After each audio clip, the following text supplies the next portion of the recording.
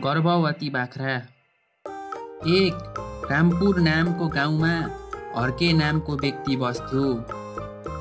उसको मुख्य काम खेती किसानी थियो, तर उसले केही बाख्राहरू पनि पालेको थियो। जब ऊ खेतमा काम गर्न जान्थ्यो, बाख्राहरूलाई घरमा राखेर जान्थ्यो।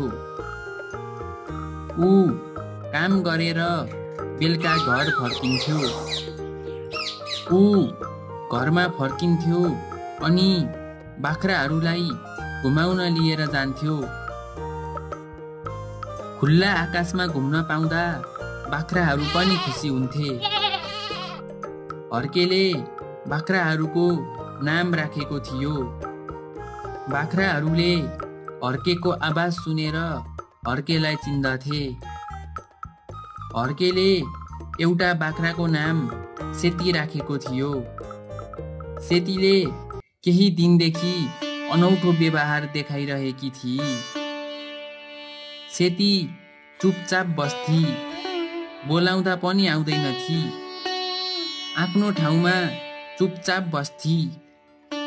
एक दिन हर्केले गाउँको एकजना मान्छेलाई लिएर आयो र सेतीलाई देखायो।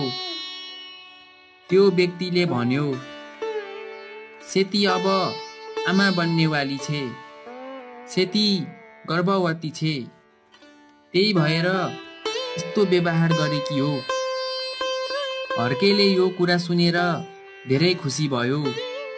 हर्केले खानापिनामा विशेष ध्यान राख्न सुरु गर्यो। एक दिन हर्केले आफ्ना सबै बाख्राहरूलाई घुमाउन लिएर गयो। बाख्राहरू रमाइरहेका थिए।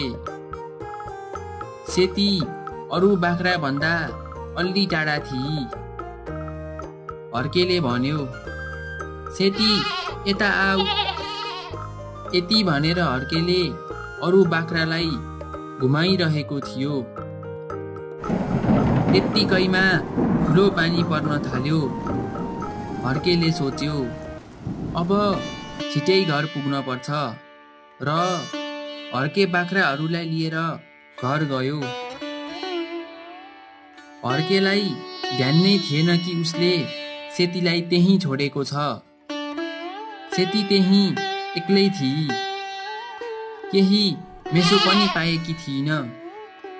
यताउता घुमिराखेकी थिई। घुम्दा घुम्दा सेती अर्को जङ्गलतिर पुगी। जङ्गलमा जनावरहरूको आवाज सुनेर धेरै डराएकी थिई। सेती गर्भवती भएकाले राम्रोसँग हिँड्न पनि सकेकी थिइन।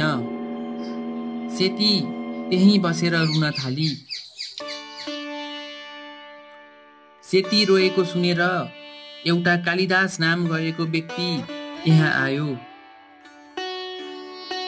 ऊ एकदम कठोर स्वभावको थियो। उसले मनमा नै सोच्यो, यो त गर्भवती बाख्रा हो, यसलाई घर लिएर जान्छु। यसले जन्माएका बच्चाहरू मैले राख्छु अनि यसलाई बेच्दिन्छु। सेती राम्रोसँग हिँड्न पनि सकेकी थिइन। कालिदासले सेतीलाई जबरजस्ती घिसारेर आफ्नो घर लिएर गयो। कालिदासले सेतीलाई घर लिएर गयो र खुट्टामा बाँधिदियो। सेतीले भनी, मलाई जान देऊ, म यहाँ बस्न चाहदिन। तर कालिदास निर्दय मान्छे थियो। कालिदासले सेतीलाई नराम्रो व्यवहार गर्यो। सेती धेरै कमजोर भएकी थिई।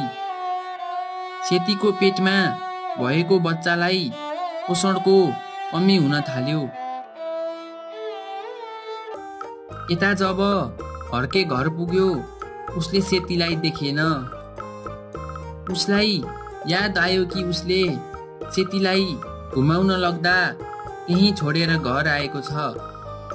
हर्के त्यहाँ गयो, तर सेती त्यहाँ थिइन। हर्के उदास भएर घर आयो। कालिदासले सेतीलाई पिट्थ्यो अनि जबरजस्ती खाना खुलाउँथ्यो। सेतीले भन्थी, मैले खाना खान्न, मलाई मेरो मालिकसँग जान देऊ। तर पनि कालिदासले सेतीलाई पिटी पिटी खाना खुवाउँथ्यो। सेती धेरै नै कमजोर भइसकेकी थिई। केही समयपछि कालिदासले गाउँमा दुध बेच्न थाल्यो। कालिदासले अचानक बाख्राको दुध बेचेको देखेर गाउँलेहरू छक्क परे। हर्केलाई शङ्का लाग्यो र हर्के कालिदास कहाँ गयो। हर्केले त्यहाँ देख्यो कि उसकी सेतीलाई कालिदासले बाँधेर राखेको थियो। सेती धेरै नै कमजोर भइसकेकी थिई। सेतीले हर्केलाई देखेर धेरै खुसी भई र सेतीले रुँदै रुँदै सबै कुरा हर्केलाई भनी। त्यत्तिकैमा कालिदास त्यहाँ आयो र भन्यो, यो बाख्रा मेरो हो। तर हर्के रिसाएर भन्यो, यो मेरी सेती हो। आजदेखि तैँले मेरी सेतीलाई आँखा उठाएर पनि हेरिस् भने राम्रो हुने छैन। अनि हर्केले सेतीलाई आफ्नो घर लिएर आयो।